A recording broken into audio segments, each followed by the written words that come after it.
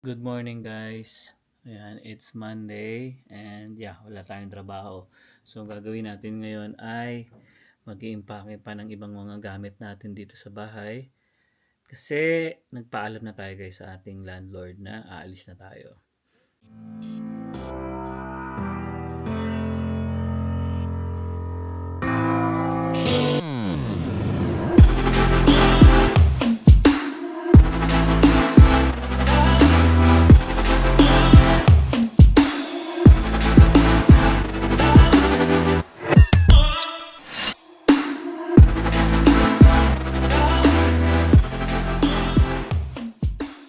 Guys, like I said, nagpaalam na tayo sa landlord namin. And so nag-notice kami ng 1 month before. Kasi dito naman sa amin kasi guys, sa aming nirerentahan ay monthly na lang yung aming kontrata, no? Unlike yung unang punta namin dito, 1 year talaga yon. So, almost rin tayo dito guys. 1 year and 10 months na rin kami dito, I think. So kasi August yung ating ika 2 months. Pero yun nga, maganda rin dito sa tinuluyan namin nga, 1 year contract lang. Then after nun, month to month na lang. So yun, nagsabi na rin kami na yun nga, nakakita tayo ng bahay at dilipat na kami. Accept niya naman agad yung aming sinabi at sinabi niya na congrats nga raw at nakakuha na kami ng bahay. Kasi totoo guys, nanonood ng vlog din namin yung kahit hindi niya naintindihan dahil nga syempre yung language natin ay Tagalog dito sa video natin.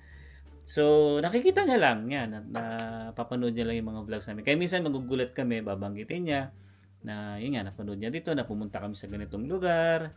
Ayan. So, nakakatuwa lang din kasi paano, kahit hindi niya tayo naiintindihan, so still nanonood siya sa atin. Ayan. So, yun. Nakakalungkot man sabihin, pero syempre, kailangan na rin natin mag-move on guys. So, next journey na namin to na hindi na magre-rent. Although, nagbabayad pa tayo ng mortgage, pero at least atin na yung bahay, no? So, actually, sige, correct ko. Hindi pa atin yun kasi utang yun. Utang natin sa bangko. Ayan. So, yun nga. Ang gagawin ko ngayon ay mag-iimpake ako ng aking mga iba pang mga gamit. Tapos yung iba, sabi ko kay Emma, bala ko, i-donate ko na rin yung mga ibang sweatshirt ko. Kasi sobrang dami rin. Kasi talaga guys, mamaya papakita ko sa inyo yung mga jacket ko tsaka yung mga damit ko. Ewan ko ba bakit parami sobra yung damit namin ni Emma. Kasi nga guys dati, di ba, pag kami, bumibili kami dito sa Goodwill Impact, di kilo kasi yun. So magaganda rin kasi kaya kinukuha namin. So ngayon, dahil sa sobrang dami na rin talaga, hindi na namin na monitor ni Emma, natambak yung mga sweatshirt natin. Puro more on sweatshirt lang naman yun. And so mag-aayos nga tayo ngayon. Tapos, itong bahay guys, tingnan nyo, ang gulo. Kasi nga, nag-pake na kami. Yung mga maliliit-liit dyan na mga kung ano-ano, pinagbabox na namin.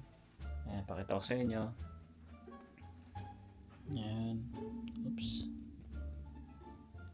Ayan. So, pasensya na sa kalat guys, no? Kasi, talaga, ganito talaga pag maglilipat.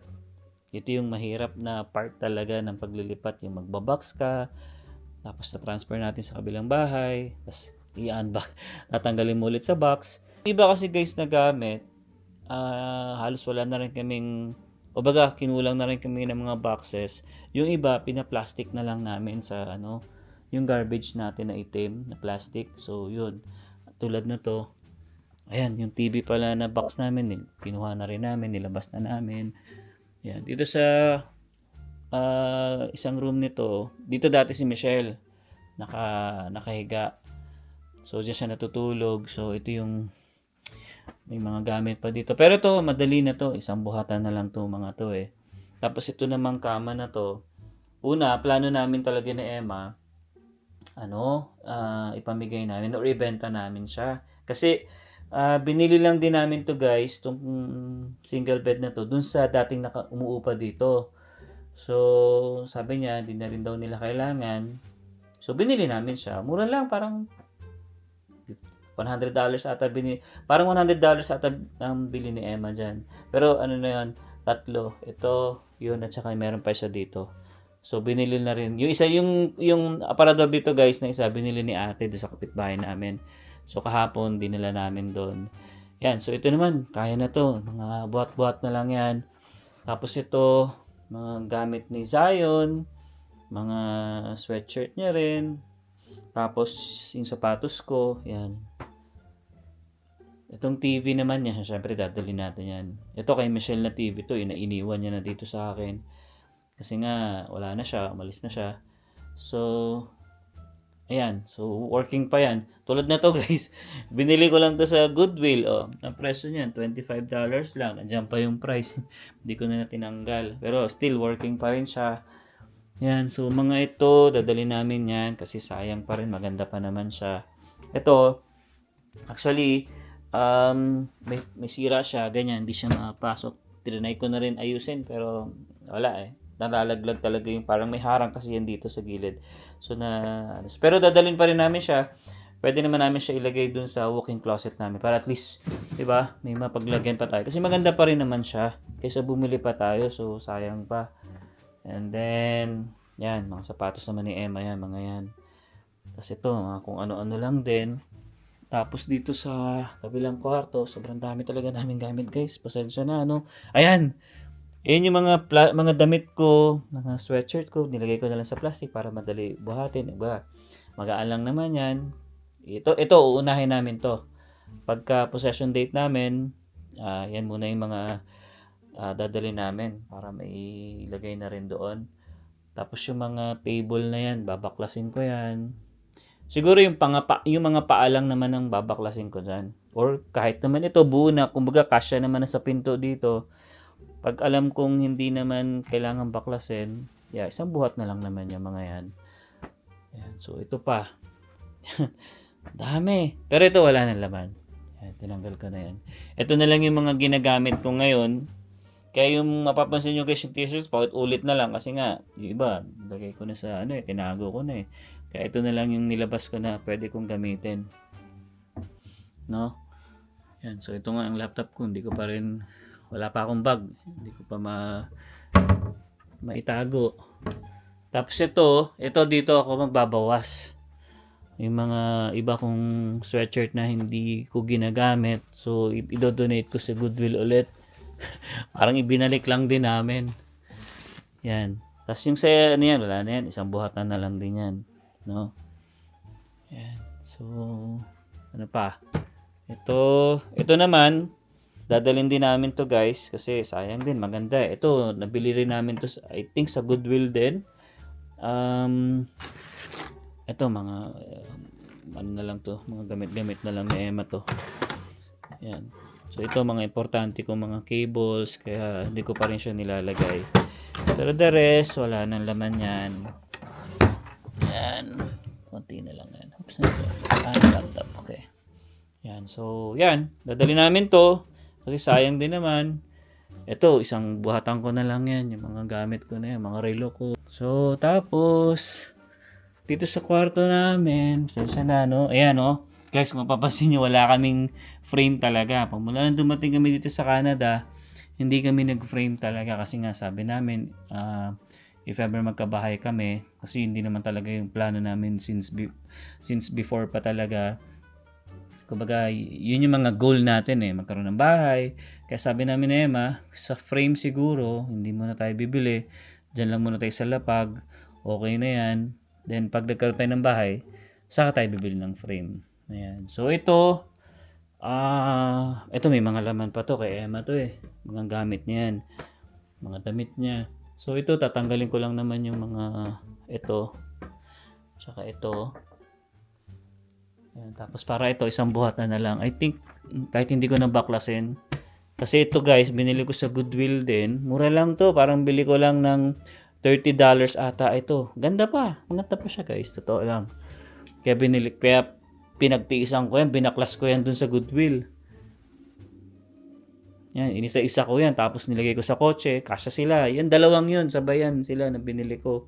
Binaklas ko siya. Tapos saka ko ulit inassemble dito sa bahay. So, pinagtyagaan ko siya. Kasi maganda talaga. So, dadali namin yan. Yan. Then dito, wala na itong mga laman. Meron pa rin pala. Yung mga pang-office ni, ni Emma. Kala ko wala na. Pero madali na yan. Pagka kasi, kukunin lang naman naman yan. Hindi naman na, ilalagay sa plastic. Asya, buhat na lang yan. Itong TV namin. Yan, napanalo na namin to. Noong December. Swerte lang din. Tapos lahat yan, dadalhin pa namin yan. Pero yung iba, na mga alam naming hindi na mapapakinabangan or medyo old na rin, itatapon na rin namin. Yan. Alright. So yun guys, no. Sinare ko lang sa inyo yung aming mga gamit. Sobrang dami talaga. Hindi rin namin alam talaga kung paano dumami ng ganito yung yung mga gamit namin. Samantalang 3 lang naman kami dito. Ewan ko ba, ganun siguro talaga tayo mga Pilipino, no? Sabi nga nila, the more na lipat ka ng lipat, mas dadami yung gamit na binibili mo. Which is totoo nga. Sobrang dami na. Ayan. So, yan. Gulo. So, yun pala guys, no? Sa mga gustong or naghahanap dyan ng marerentahan, syempre, alis na kami dito. So, yung may-ari, actually, nag-post na yung may-ari doon sa labas eh.